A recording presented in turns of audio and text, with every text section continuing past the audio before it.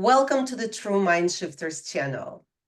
In this channel, we share true stories of our own lives as we overcome fear, shame, and guilt in the hopes that you feel not alone and you have some inspiration to create change in your life. Whether you're new to our channel or you've already subscribed, please like this video, subscribe to our channel, and share with others. Our focus recently has been on overcoming fear of rejection and rejection, and we've been digging into the idea of surrender. And we are going to do a little bit more of that, but from a slightly different angle today. It's interesting concept, Eva, right? Especially because it has so many angles. We are on a path of discovery of ourselves. We would like to live our best lives, and we are all very different. So we can have a framework that we're sharing, right? True mind shifters of change framework. However, people have different mindset, different experiences, different personality, and they can approach their discoveries differently. So another concept or a discovery rather that we're sharing today is something that I have come across very recently, and that was such a huge revelation to me. It came to me through a really negative experience, very traumatic and disturbing. But because I already shifted from experiencing it as an event, and rather I look at it from the perspective of, oh, what am I supposed to learn from it? What is this experience supposed to teach me? And because I already shifted enough to also understand that when you're shifting to the different level, and we talked about it last month, the universe, God, whatever you want to call it, sends you certain experiences to test you out and see whether you really learned and shifted, or you think you had learned and shifted, or maybe you did do that, but you're not as far as you think you are. Lesson. So during that lesson, I have come with an incredible realization that came to me through a recording on Instagram, which said, there is no love and hate. There is love and fear. Fear creates hate. And I read it. It immediately resonated with me on all the levels. And I related to that, I adapted that, and I embraced it, and it's engraved in me right now. There is no love and hate. There is love and fear. Any type of fear creates hate. Any type of fear. Therefore, folks, as you are experiencing a hate towards anyone or anything, think about why you experience that. And if you say, oh, that's the other person's reactions or actions, I invite you to dig deeper and see if that is caused by some type of fear of yours, or perhaps just think that that hate that you're feeling towards the other person, or if you feel that someone is having that such a huge negative reaction towards you, perhaps it's caused by their fear.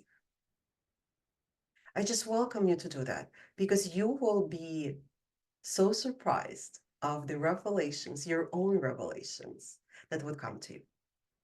Eva, do you have a perspective that you would like to share?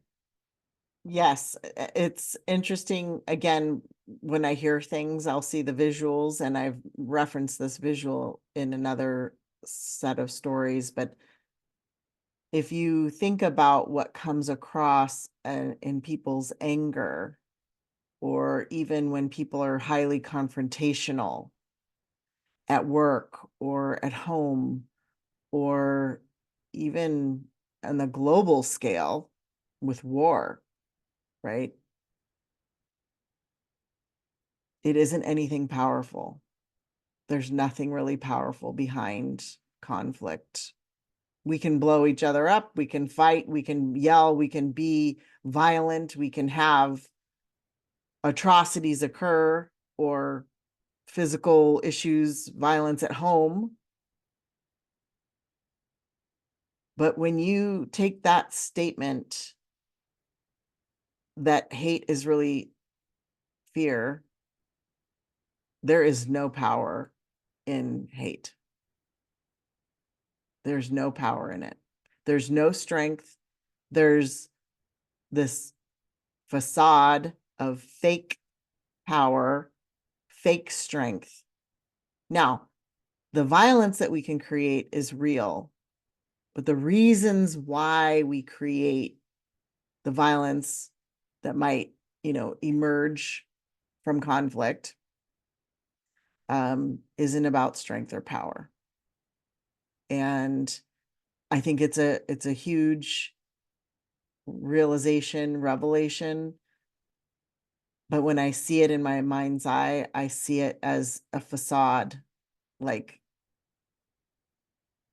just weak, and it crumbles. And I've mentioned like toothpick foundation, that it doesn't really hold anything up. It doesn't solve anything. It doesn't build anything. It doesn't make anything better. And I'm just really glad that you reflected on that and that you came across that. And I commend the people who have taken the time to not just sit in a space of anger, to help other people think about what is hate, and also to help us think ourselves about how fear, and going back to Dr. Robinson's initial catalyst conversation with us, do you even understand what fear is and how to manage the existence of fear within your life? It's not going to go away. It's normal to have fear, but uncontrolled, it can wreak havoc on your own mental health, on your relationships at home and at work, and on broader societal levels. So those are some of my thoughts. And, the last visual that comes to mind is like, it seems to be this big thing. I remember as a little girl, one time I had a big Easter, like chocolate bunny was given to me. And like, here's this bunny. And I'm like, wow, it's such a ginormous thing of chocolate. And I went to go tap into it and eat it, and it crumbled in itself because it was hollow. I didn't know. I'd never seen anything like it. I'd never received a hollow gift of candy before. But that's sort of what we think it's this big thing. And no, it's actually this thing that's fragile and weak, and it isn't what it appears to be. Yeah, I absolutely agree. I absolutely agree.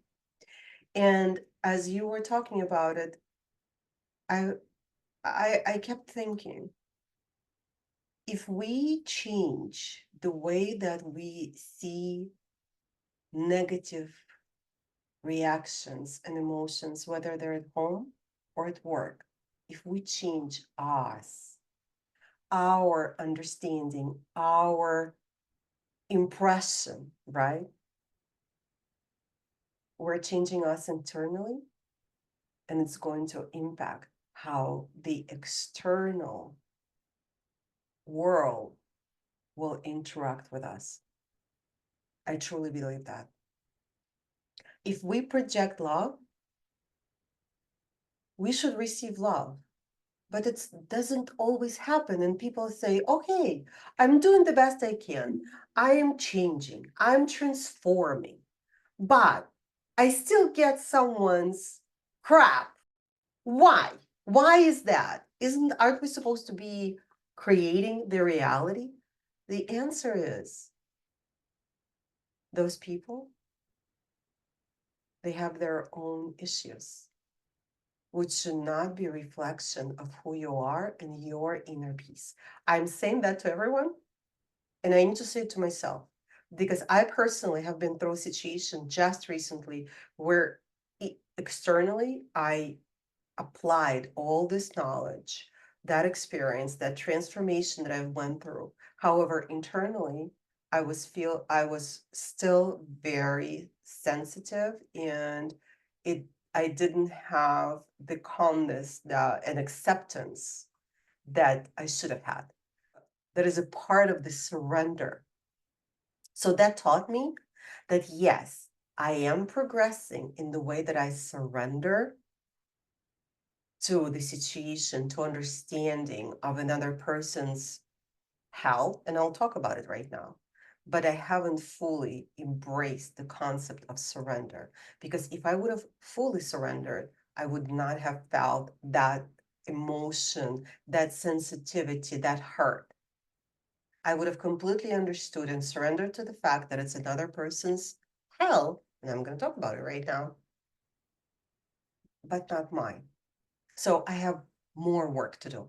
And I am grateful to that poor person, people, right? I'm grateful to this negative situation because it allowed me to understand where I progressed and what else I need to do to be better.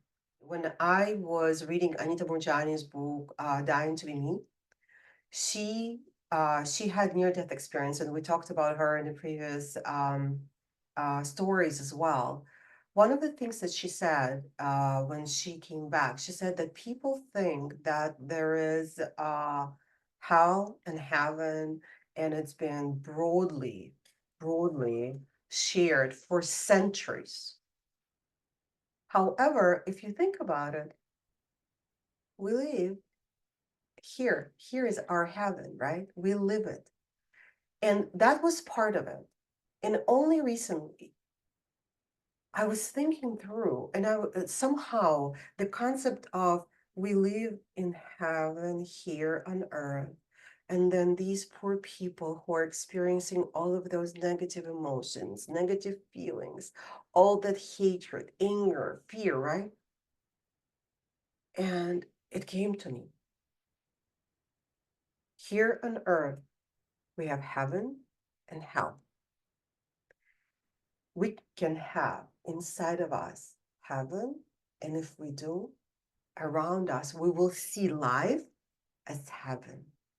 But if we have inside of us hurt, turmoil, anger, hatred, fear, then this is our hell inside of us. And so we will see life outside of us as that hell. So what does it say to me? It says to me that here on earth we have heaven and hell, which supports Anita Moorjani's sharing of what she had seen when she had the near-death experience. It's here. And I know people talk about it, just not a lot. And I would like to bring it to the surface. What do you think, Eva? It's a lot. What you're sharing is a lot. And I think of heaven as love and joy, and hell as hate and suffering. And I see that every day. People might debate, but I would just invite to think about the words, not necessarily in such a black and white reference, but to consider the idea of what we experience in our life as the spectrum of experiences, the spectrum of reality. There's a broad array of what we experience in life. And I agree. And at the same time, I don't know that we'll never eliminate the flow of people's anger or hate. Potentially, we can't control other people. And so I'm mindful as I do this work that what we're actually helping ourselves and other people do is look at what's happening around us and be very honest with What is our part? What is our awareness? Do we stop? Do we think? Are we asking questions? Are we learning how to be human beings and not just the doing without thought of moving from one thing to the next? So I very much appreciate what you're saying, Marina, and the idea of heaven and hell being in life right now, moment to moment. And I also believe that we can't avoid hell in the terms that we're referring to it. We can't avoid it. And I think a big part of my own life as a parent in particular, and as a partner, that's probably where I've experienced the most challenging situations in my life, is in my personal life, is learning how to stop myself from creating hell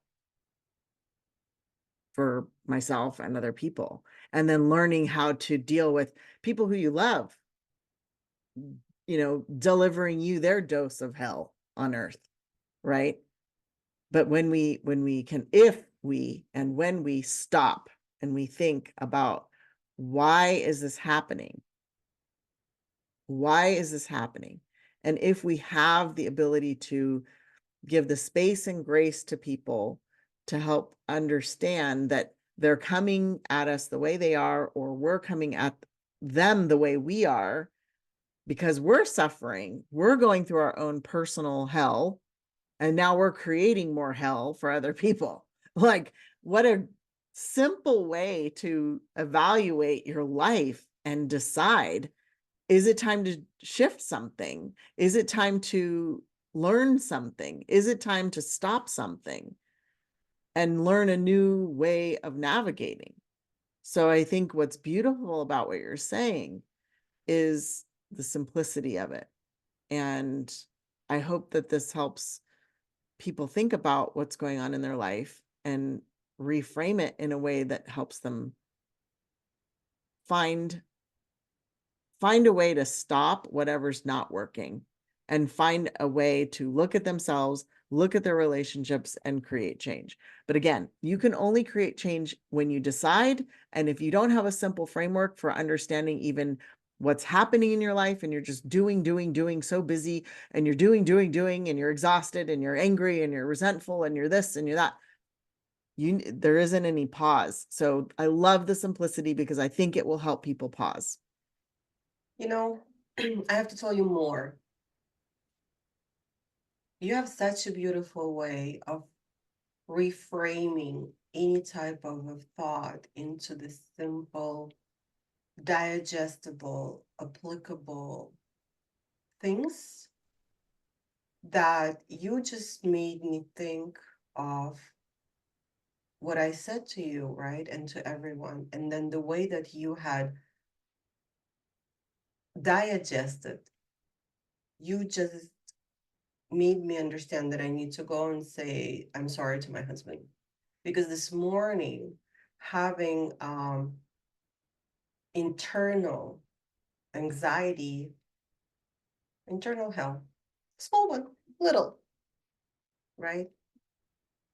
I made a little hell for him. It's real. It's real every day. And if we allow ourselves to think and understand that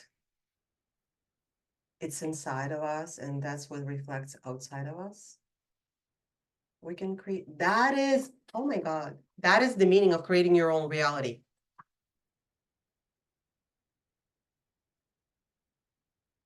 That's it. People always ask, what do you mean manifest? What do you mean create your own reality? That's it. I just got it. What do you think? Yes. And thank you. That's it. That's how you manifest. Yes. but I'm going to just share that I might be releasing a piece of work that helps people reflect a little bit on what you are creating moment to moment and invite people to slow down. Just slow down.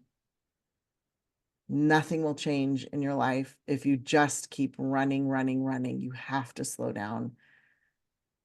And even with self-reflection, which Oak talked about in the Catalyst conversation, self-reflection can only happen when you slow down and you have quiet time to yourself, even if it's 5 or 10 minutes, and asking yourself about how things are going, how you're doing, and being honest, as Marina and I talked about before, being really honest with yourself about what's going on in your life, how you're feeling, what you're really doing. And Marina, you talking about your own like light bulb going on honestly over your head is happening because you paused, you slowed down, and you're looking back.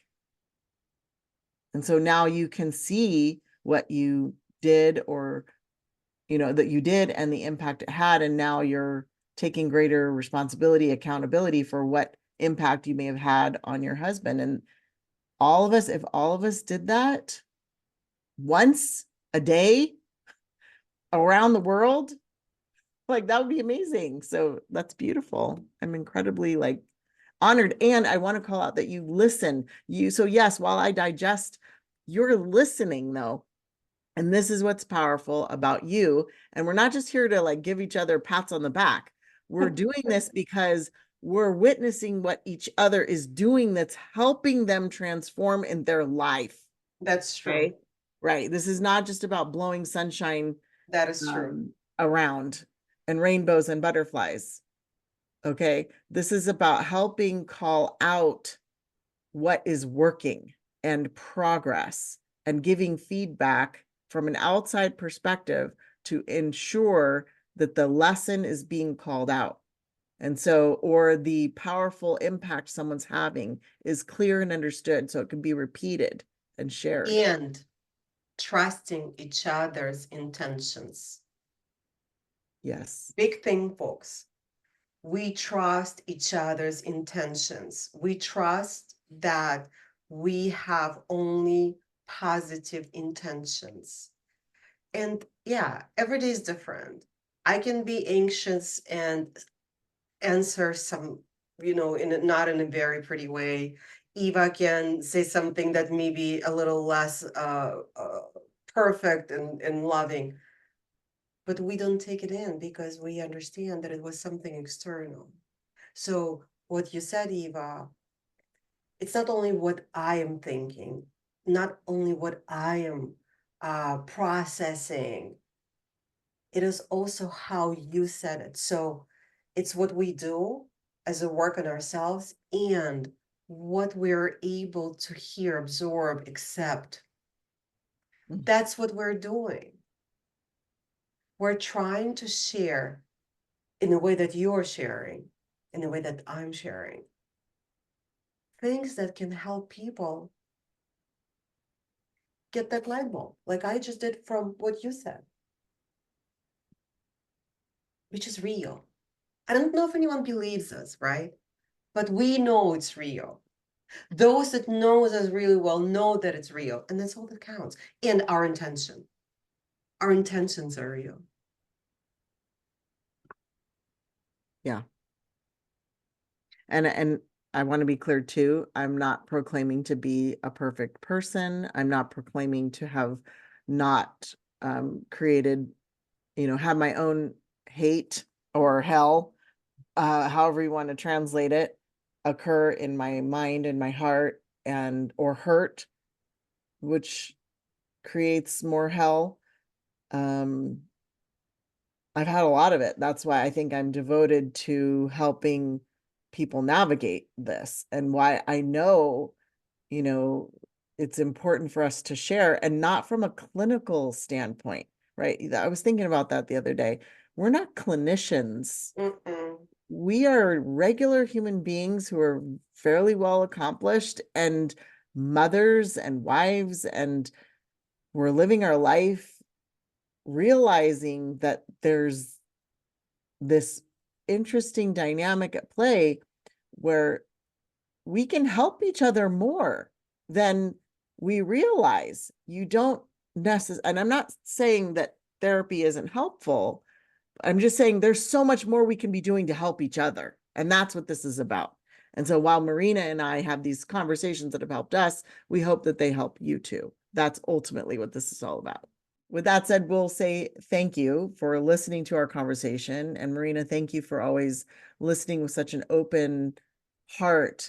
I value your friendship, but also your desire to learn and to be honest. I'm super happy. That's what happiness is, right? Hearing these things, knowing that you have impact, that by impacting your own reality, you impact others, right? That's the power of understanding that whatever you're changing inside of yourself will have that impact on your outside. This is what we have been doing, right, for each other, and very much intentionally we are sharing that with others, because as you correctly pointed out, we're wives, mothers, right? But we are also two very strong women who are not afraid anymore. We were, right? But we're brave enough to share these very sensitive topics, these very sensitive, uncomfortable feelings and emotions with the world, because we want to bring good happiness to everyone the way we can.